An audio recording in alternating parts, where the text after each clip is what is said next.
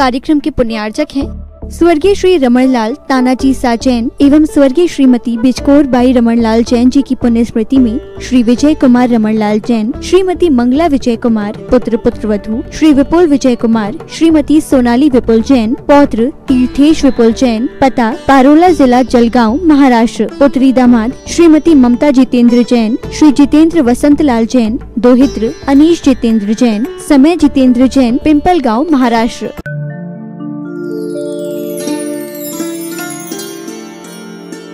क्योंकि परोक्ष में हमें कुछ भी नजर नहीं आता, न भगवान नजर आते हैं हमें तो प्रतिमा नजर आती है, मूर्ति नजर आती है, लेकिन उस मूर्ति में भगवान कैसे देखे जाते हैं, उस मूर्ति में मूर्तिमान कैसे देखा जाता है। यदि वो कला सीखने को मिली तो यहीं पर सीखने को मिली है।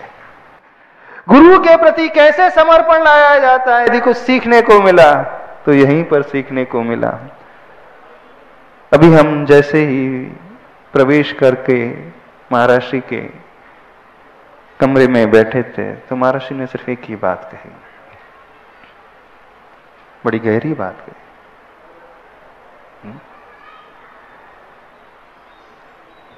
गुरु के प्रति उपकार का भाव हमेशा लाना चाहिए, उस व्यक्ति के प्रति वो भाव हमेशा लाना चाहिए जिसने हमारे ऊपर किसी न किसी रूप से उपकार किया है। जब हम देखते हैं तो हमारे जीवन में आचार्य भगवान का उपकार तो अप्रतिम रहा ही है। पूज्यवर समय सागर महाराज जी का भी उपकार रहा है। ब्रह्म ये नहीं समझ लेना महाराज जी के चरणों में आकर के बैठ गए तो गुणगान गाने शुरू कर रहे हैं, ऐसा नहीं। क्योंकि होती है ना, आदत होती है, नहीं होती आदत, बोले जिसके पास जाओ तो उसके गुणगान गाना शुरू कर दो, नहीं है। हम पूर्ण निश्चल होकर के अंतरंग से कह रहे हैं, क्योंकि जो हमने पाया है, जो कुछ भी पाया है, आचार्य भगवान की महती अनुकंपा से ही पाया है और इसके बाद महाराष्ट्र की अनुकंपा से पाया। तो उपकारी को, हर व्यक्ति को हमेशा याद रखना चाहिए, कभी भी नहीं भूलना चाहिए। जीवन में सबसे बड़ा गुण होता है कृतज्ञता का गुण। यदि कृतज्ञता गुण हमारे भीतर वो नहीं आ पा रहा है, अन्य सारा हमने कितना भी क्यों ना पा लिया हो, उसकी कोई कीमत नहीं होती है। वो तो वैसा होता है, हाथ में मुट्ठी में बंधी हुई रेत की भांति है, धीरे धीरे फिसल करके निकल जाएगा, चला जाएगा। लेकिन जैसे ही वह कृतज्ञता का भाव आ जाता है, वह कृतज्ञता का भाव हमें अंतरंग से मजबूत बनाने लगता है, हमारा बहुमुखी वह विकास शुरू कर देता है। तो यदि हम जीवन में विकास का पाना चाहते हैं, इस भाव को हमें अवश्य लाना चाहिए। पूज्यवर निरापक मुनि श्री प्रसाद सागर महाराज जी मंच में बैठे हैं, सब लोग जानते ही हैं। छोटी सी कद काया, छोटी सी काया, लेकिन बड़ी चोटी के खिलाड़ी हैं। संघ के सबसे छोटे कद के, लेकिन सबके दिल को जीतने वाले।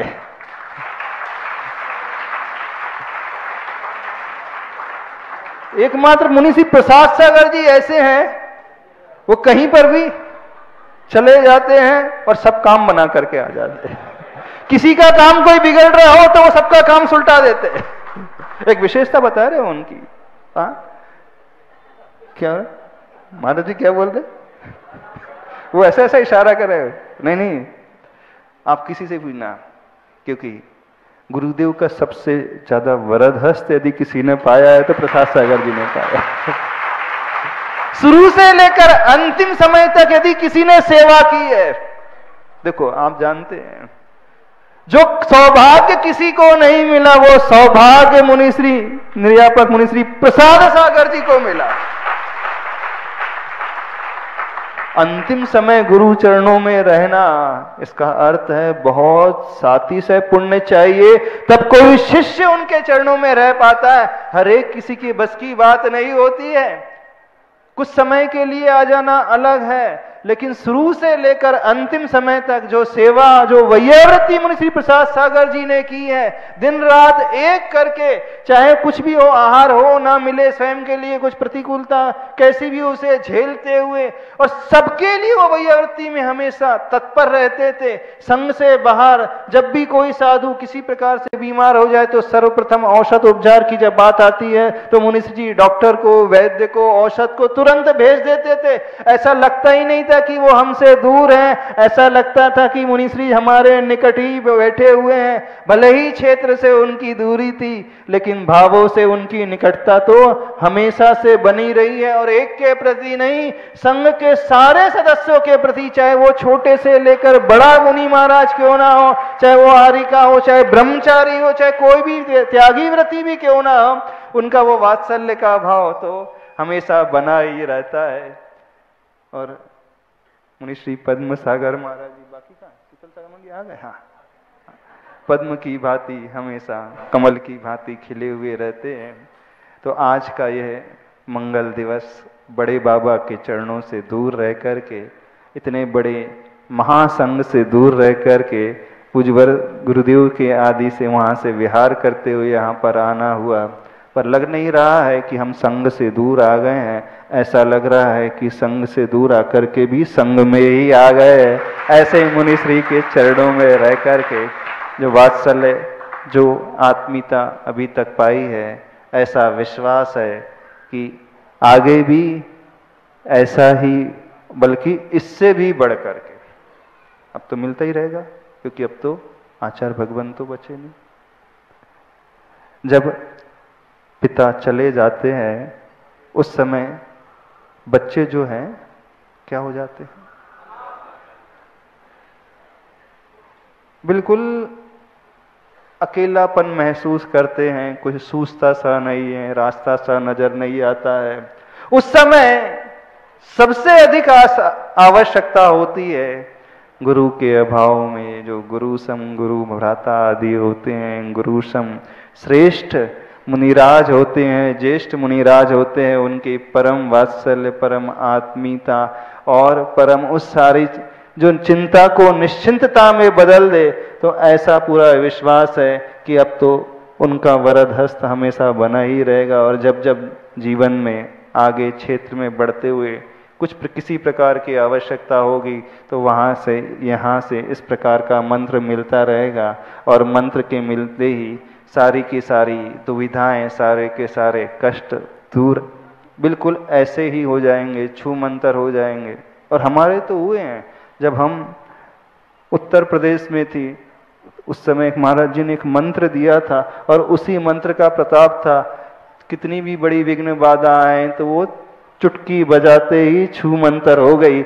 ऐसे ही भविष्य में भी आत्मीयता और लाभ हम सबको मिलते रहे, बस यही मंगल भावना है। बोले पूज्यवर आचार्य भगवान गुरुदेव श्री विद्यासागर जी महाराज की जय। आचार्य श्री समय सागर जी महाराज की जय। निर्यापक मुनि पुंगव श्री सुधा सागर जी महाराज की जय। परम पूज्य वीर सागर जी महाराज जी की। यहाँ सामने ही आचार्य भगवान के कुछ हाइकू लिखे हुए हैं। कब पता न मरण निश्चित है, फिर डर क्यों। कब पता न मरण निश्चित है, फिर डर क्यों। आचार्य भगवान ने बहुत सारे हाइकों की रचना की है, कविताओं की रचना की है। आचार्य भगवान की लेखनी नहीं है। आचार्य भगवान ने जैसा जीवन जिया है, जैसा अनुभव किया है, जो उनके चरित्र का अंग रहा है, जो उनके जीने का ढंग रहा है, जैसी उनकी अंतरंग की दृष्टि रही है, जैसे उनके विचार रहे हैं, जैसा उनका मन रहा है, जैसे उनके वचन रहे हैं, काया से वही परिलक्षित होकर के हम सबके सामने आया है। दुनिया में बहुत सारे लेखक हुए हैं, वे प्राय लिखते हैं लेकिन लिखते नहीं हैं। आचार्य भगवान पहले लिखते हैं फिर बाद में लिखते हैं। आचार्य भगवान की जितनी भी रचनाएं रही हैं, जब हम उन्हें ध्यान से पढ़ने की कोशिश करते हैं, समझने की कोशिश करते हैं और उन्हें देखते हैं, उनके जीवन के तरीके को देखते हैं, उनकी चर्या को देखते हैं, तो बिल्कुल यही प्रतीत होता है कि उन्होंने लिखा बहुत बाद में है, आचरण में पहले ढाला है। यह हायकू मरण निश्चित है, कोई नहीं जानता, फिर डरना कैसे? डर क्यों?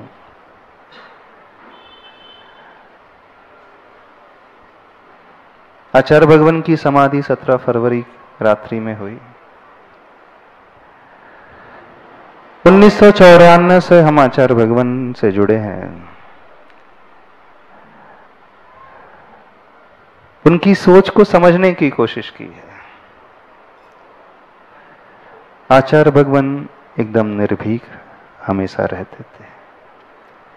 कहा जाता है 7 भयों में सबसे बड़ा भय होता है मरण का भय। दुनिया में बहुत सारे लोग अन्य भयों को जीत लेते हैं बड़ी आसानी से, लेकिन मृत्यु के भय को जीतना हंसी खेल नहीं होता है, आसान नहीं होता है। मृत्यु के भय को वही जीत सकता है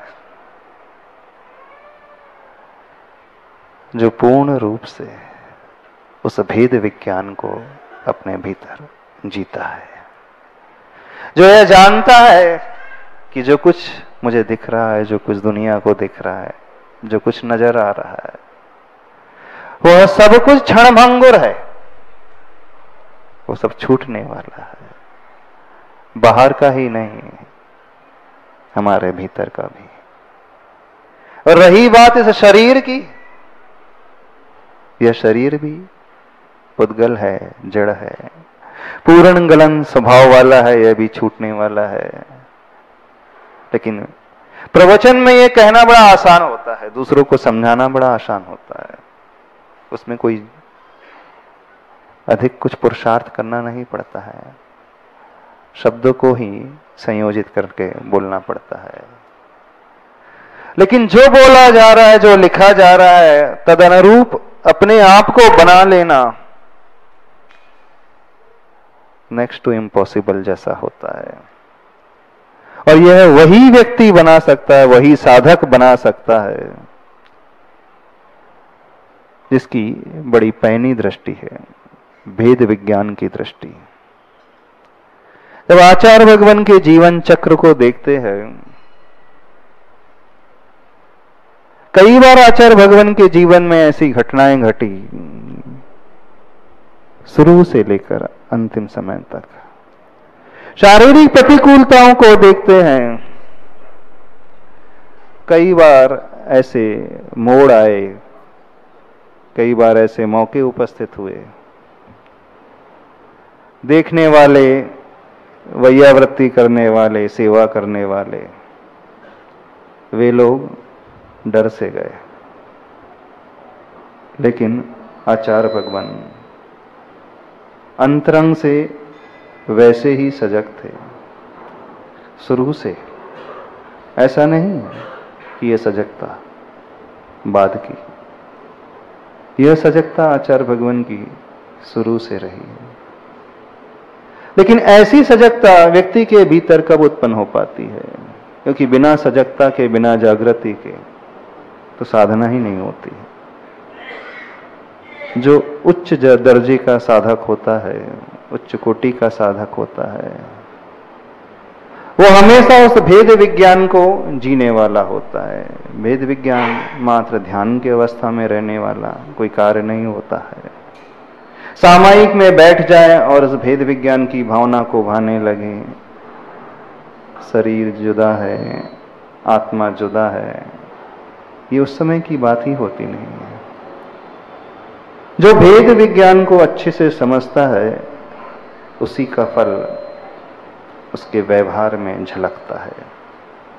उसका व्यवहार, उसकी जीवन शैली, उसके उठने बैठने का ढंग, उनके हर कार्य करने का ढंग अलग ही दृष्टि को लिए हुए होता है।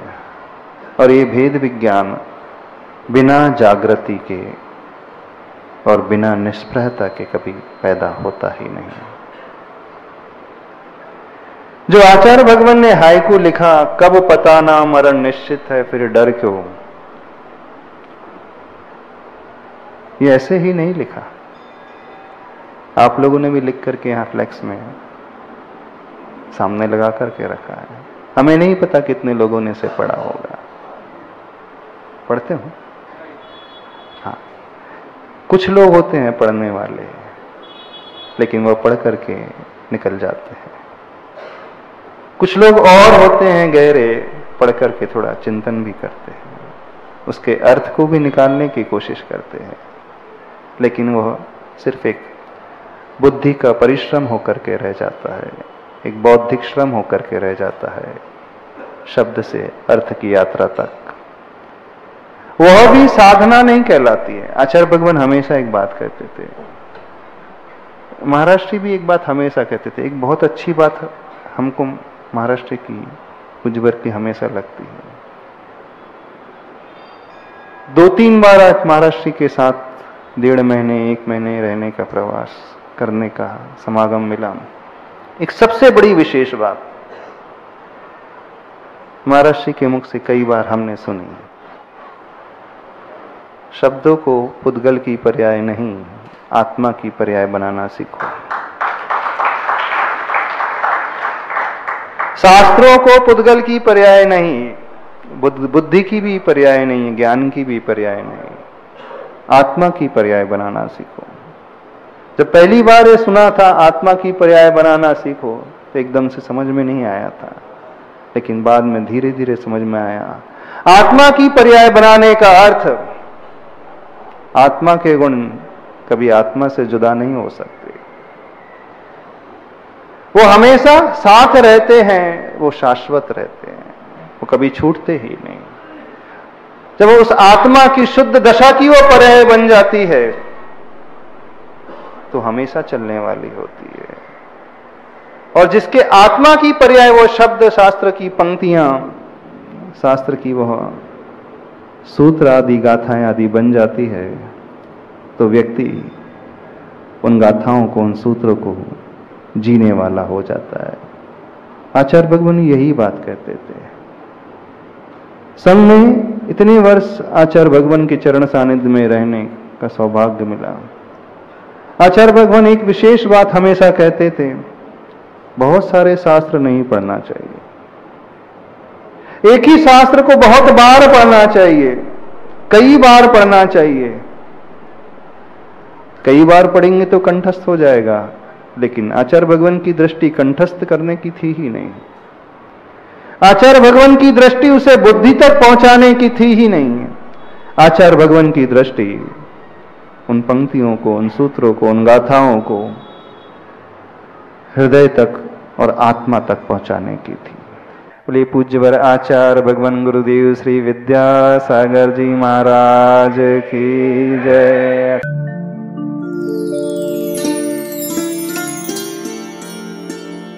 इस कार्यक्रम के पुण्यार्चक थे स्वर्गीय श्री रमणलाल तानाजी सा जैन एवं स्वर्गीय श्रीमती बिचकोर बाई रमणलाल जैन जी की पुण्य स्मृति में श्री विजय कुमार रमणलाल जैन, श्रीमती मंगला विजय कुमार, पुत्र पुत्रवधू श्री विपुल विजय कुमार, श्रीमती सोनाली विपुल जैन, पौत्र तीर्थेश विपुल जैन, पता पारोला जिला जलगांव महाराष्ट्र, पुत्री दामाद श्रीमती ममता जितेंद्र जैन, श्री जितेंद्र वसंतलाल जैन, दोहित्र अनीश जितेंद्र जैन, समय जितेंद्र जैन, पिंपलगांव महाराष्ट्र। कई शताब्दियों पूर्व उत्तर भारत में होने लगा